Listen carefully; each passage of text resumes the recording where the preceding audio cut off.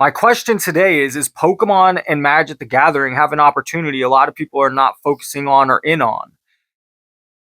Imagine being able to go back to the beginning of sports cards, being able to buy a Ty Cobb at a relatively reasonable price, or a Michael Jordan rookie card at a good price, maybe even going back just 25, 15 years ago.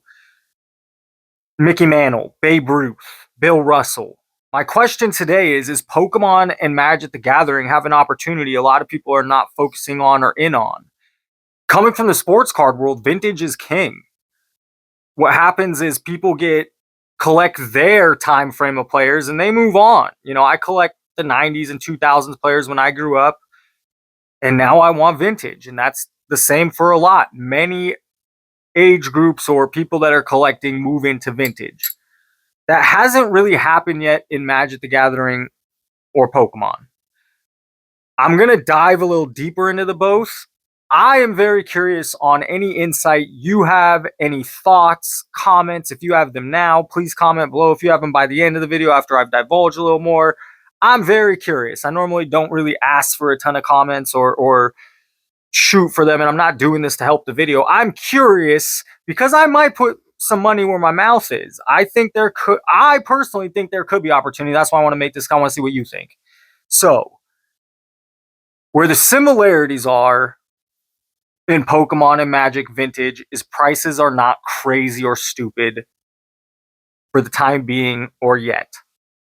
Maybe never. Why I'm making the video. So prices are relatively, especially when it comes to like vintage sports cards, they're relatively low. Where the differences lie. Magic the Gathering has a huge player base, where Pokemon has a player base, but is far more collectible. People are collecting these cards. And where that shows is the pop counts of Pokemon from the beginning are in the tens of thousands.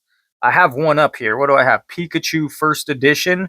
The first edition's less. There's only 550 in a PSA 10. In a PSA 10, mind you. The base has 3,000 just in a PSA 10. I mean, there's tens of thousands of these things graded. The Pokemon base stuff. The first edition is definitely more rare than the non-first edition, but I think the Charizard non-first edition has like 50,000 copies.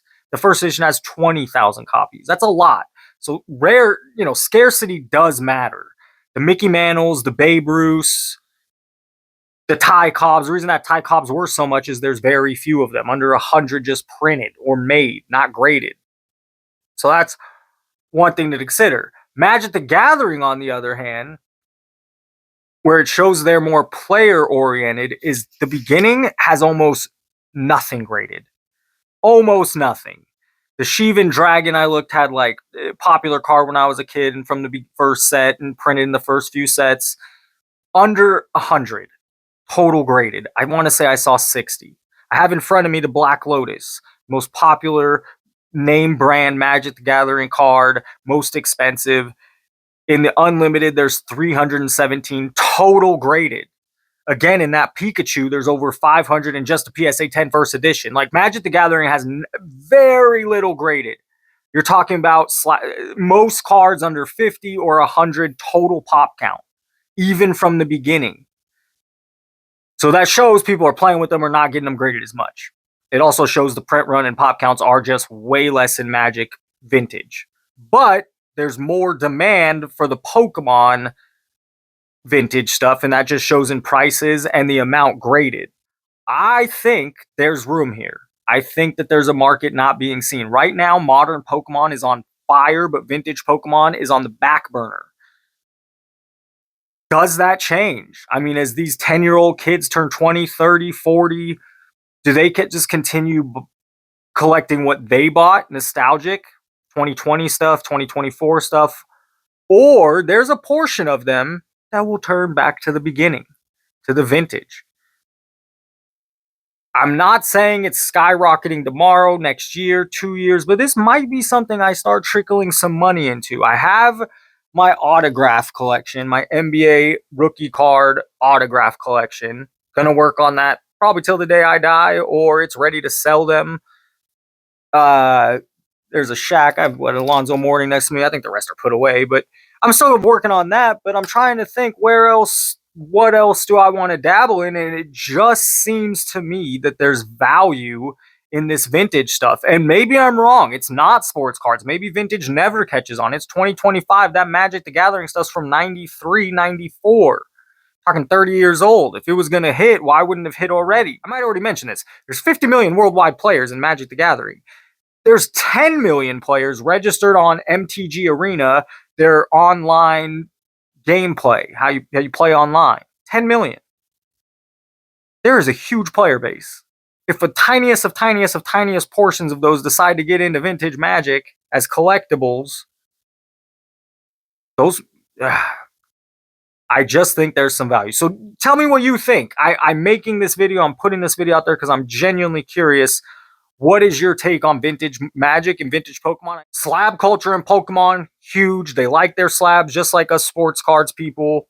Nostalgia, it's cross-generational. It hits multiple generations at this point. It's nostalgic almost for all of us. I learned how to play Magic the Gathering around 12 years old. It's not like I stayed with it forever. I still dabble here and there, very little. Pokemon, I remember when it came out. I'm working at a card shop at 15 years old in 1999, maybe 2000.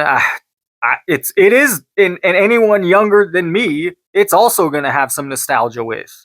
It does have proven sales history, at least the Pokemon side. Magic does have some sales. It's just not as much. Again, some of the downsides, Pokemon does have a high pop count, even the beginning stuff. Magic slabs is a very niche market. There's just not a lot of demand for it at the moment, but will that change? Last thing, there's a lot more counterfeits and reprints and things you have to be worried about buying in Pokemon and Magic than in sports cards, and maybe not if I know sports cards better. So I know what I'm doing. I know what and who to buy from and what not to do. Where Pokemon and Magic, there is definitely fakes, and I'm not going to be as sharp as knowing that kind of stuff. I do have a good idea because card sense of where and who to buy from. Final thoughts. Compared to vintage sports, you're paying a fraction of the price, and it's super popular. It is, you cannot, that is fact that Pokemon and Magic, for now, Magic's kind of held popularity forever, since the beginning. Pokemon has popularity, Dwayne, back up, maybe at its peak right now, super popular. What are your thoughts? I'm very curious. Comment below. Should I be buying Pokemon? Should I be buying vintage Magic, vintage Pokemon? Or should I just be buying the dip? Thank you for watching. Like if you enjoyed. Subscribe if you have not. And as always, have a great day. What up, everybody? This is Robert Ory, a.k.a. Big Shot Bob, and you're watching Professional Sports Cards. Hey, by the way, go buy my rookie card.